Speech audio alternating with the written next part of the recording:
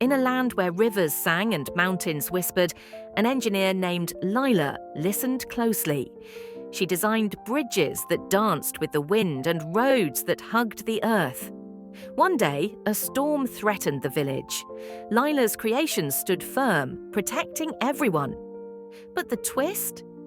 The trees, grateful for her care, gifted her seeds that grew into magical forests, ensuring the land's safety forever.